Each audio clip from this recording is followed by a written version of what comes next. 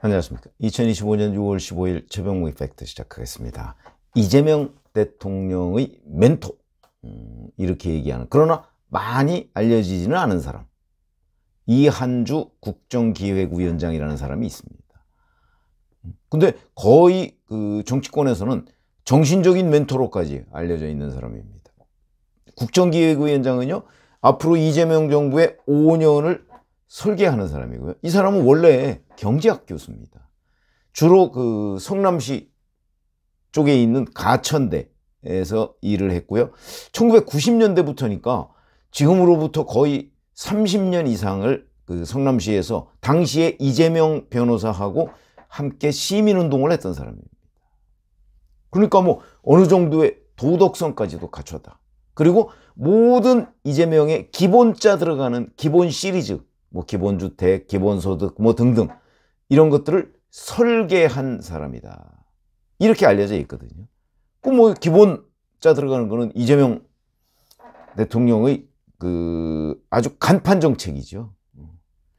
그래서 그 후에도 이재명 대통령하고는 계속 같이 있었습니다. 경기도지사 때, 그러니까 성남시에 있을 때, 성남시장 때 시민운동 같이 했고요. 그 다음에 경기도지사 때는 경기연구원장 했고요.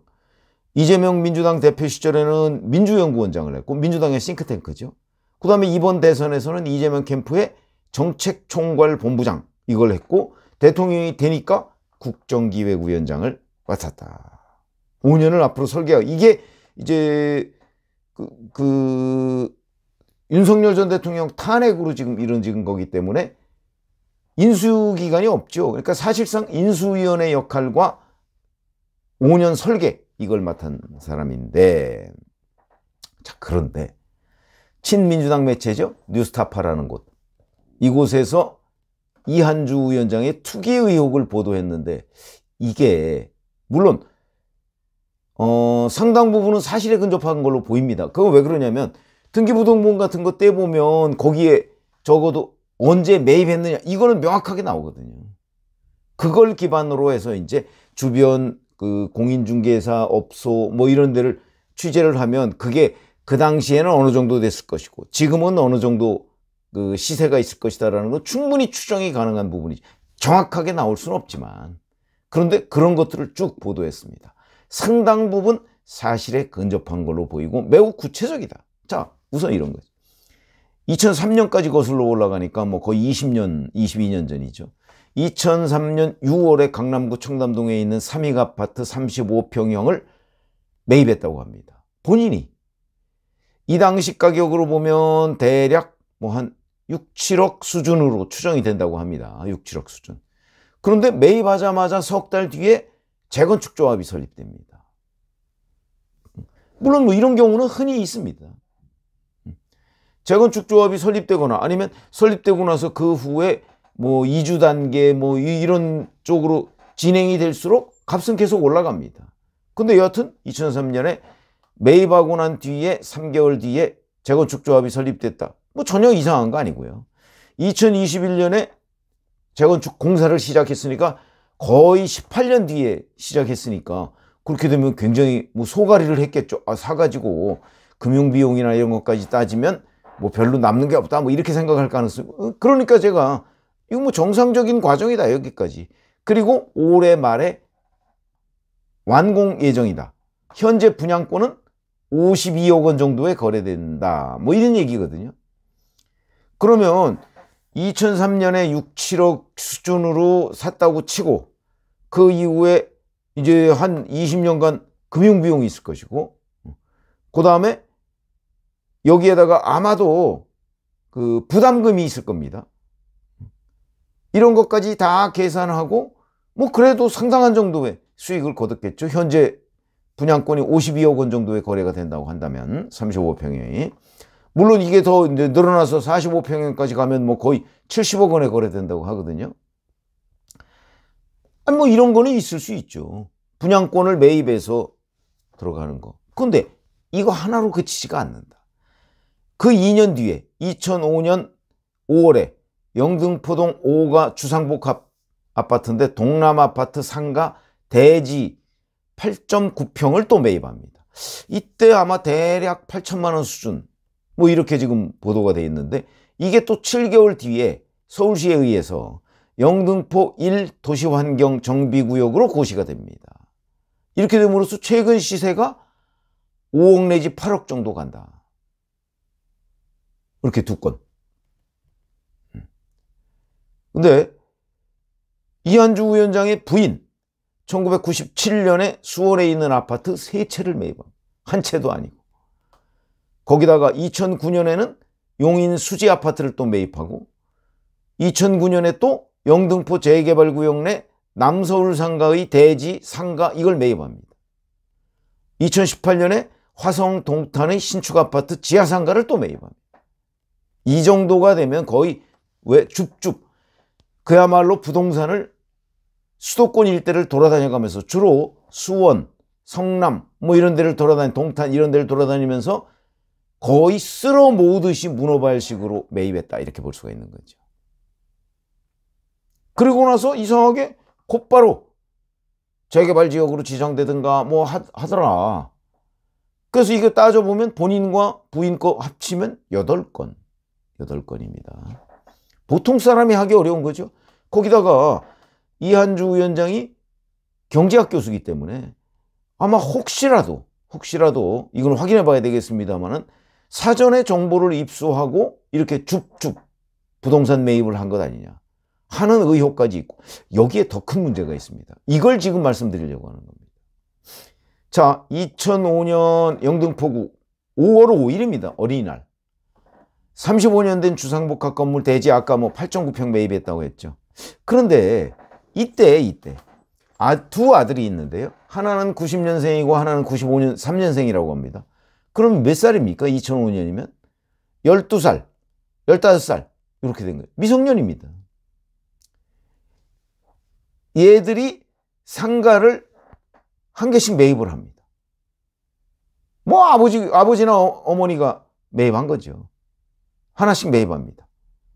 그런데 매입하자마자 이것도 또 그해 12월에, 그러니까 매입한 지 한 7개월 만에 재개발 구역에 포함됩니다.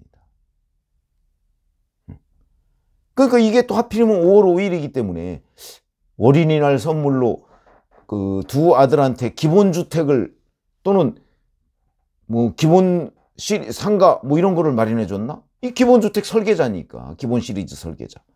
이제 이런 얘기가 이제 되고, 자, 그리고 나서 이걸 계속 가지고 있다가 2021년 4년 전이죠. 재개발 사업이 추진이 확 실시되니까 그 직전에 두 아들한테 자기가 샀던 땅을 반반씩 나눠서 증여를 합니다. 확 실시되니까.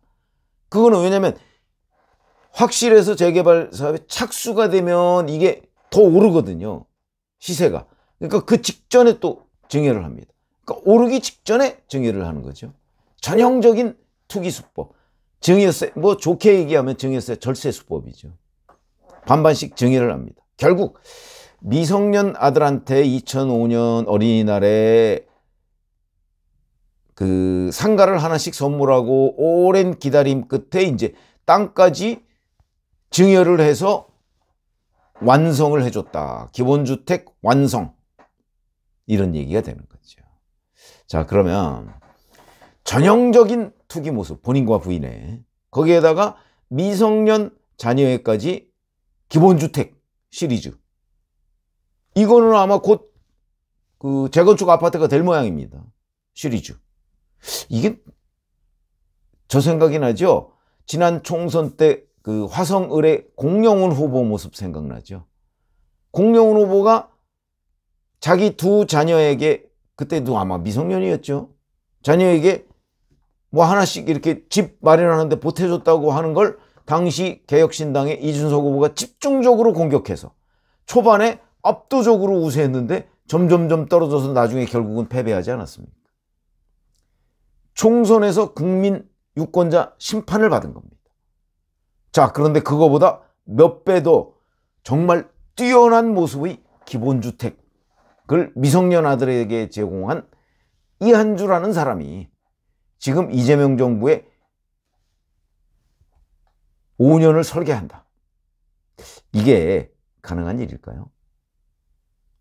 기본 시리즈를 두 아들한테 먼저 시범적으로 보여준 겁니다. 이걸 모범 사례라고 해야 되나요? 아니면 민망하다고 해야 되나요? 이런 부분에 관한 아마 유권자들의 심판이 있을 거다. 왜냐하면 그 심판은 결국 지지율이죠, 지지율. 지금 국민의힘이 그 사퇴하라 요구하는 게 김민석 국무총리 후보자, 이른바 빌린 돈 논란 뿐만 아니고 뭐 자녀 논란, 뭐 이제 홍콩대 뭐 인턴했다는데 뭐 그 고등학교에서는 인턴을 위해서, 대학 인턴을 위해서 휴학 안 됩니다, 지금 이렇게 얘기하고 있는 거고, 그 다음에 본인이 저 중국 베이징에 있는 칭화대 석사학위를 했다는 그 시점에 본인은 여기서 민주당 최고위원을 했거든요. 그게 과연 가능하냐? 무슨 분신술을 썼냐? 이런 논란. 야, 뭐 보통 일이 아닙니다, 이런 것들이. 그래서 이제 사퇴 압박을 받고 있는데, 또 하나의 사퇴 압박을 받고 있는 사람이 바로 이재명의 기본 시리즈 설계자 이한주. 그게 뭐냐? 바로 친민주당 매체 뉴스타파가 보도한 이 전형적 부동산 투기 내지는 사전에 정보를 활용한 부동산 투기 의혹, 이거다. 근데 여기서 또 하나 주목해야 될 부분은, 뉴스타파가요, 이런 식의 그 이한주 공격에 나선 배경, 이게 결국 파워게임 아니냐. 그러니까 민주당의 본류, 그건 이제 운동권 출신들 뭐 이런 사람들 아니겠습니까? 그 본류 쪽 편에 서서 이재명의 이른바 신주류, 이쪽을 공격하는 것 아니냐. 왜냐하면 김민석이든 이한주든 민주당의 본류는 아니거든요. 그래서 이런 파워게임 양상의 일환으로 뉴스타파가 집중적인 보도를 하고 있는 것 아니냐 하는 또 다른 관점이 있을 수 있습니다. 저 이건 맞을 수 있다고 봅니다. 아마 이게 금방 뭐 규명되지는 않겠지만 이런 관점이 굉장히 정확한 분석일 수 있다.